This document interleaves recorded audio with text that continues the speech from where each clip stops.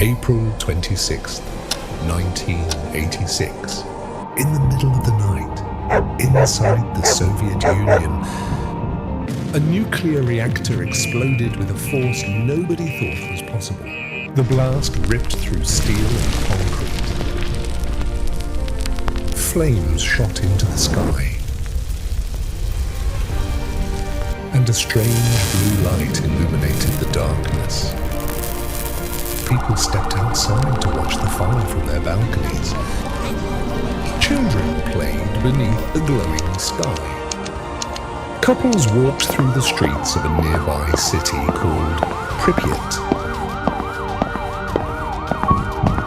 None of them understood the terrifying truth. The air around them had already become deadly. This was not just an explosion. Before the disaster, Pripyat was a city filled with hope, built for the future and surrounded by dreams of progress.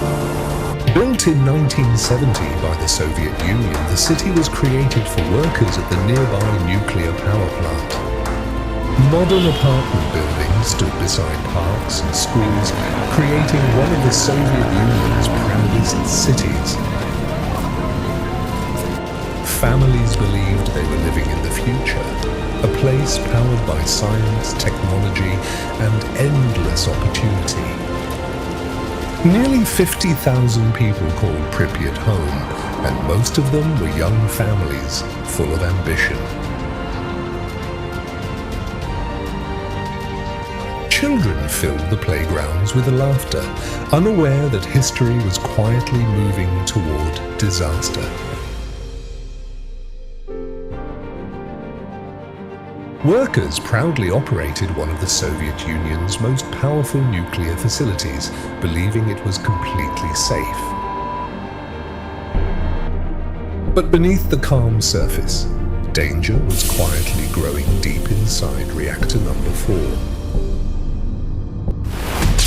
The reactor contained flaws hidden deep inside its design, flaws that few fully understood at the time. And on the night of April the 26th, 1986, a dangerous experiment was about to begin.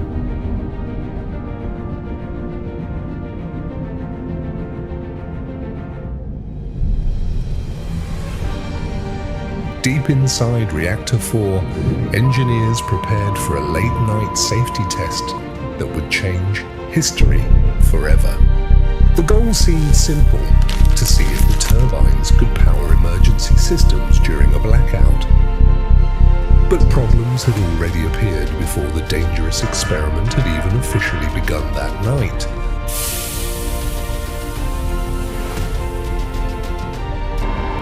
Reactor power levels suddenly dropped far too low, creating a dangerous and unstable nuclear condition.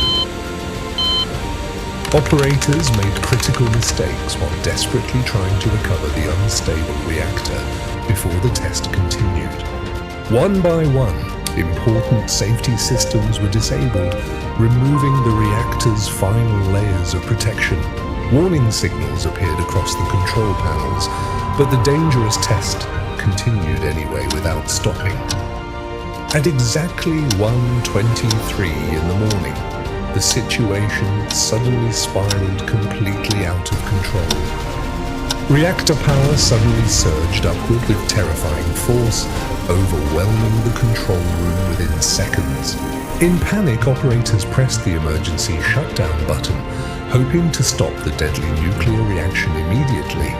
But instead of stopping the reaction, something horrifying happened deep inside the reactor core.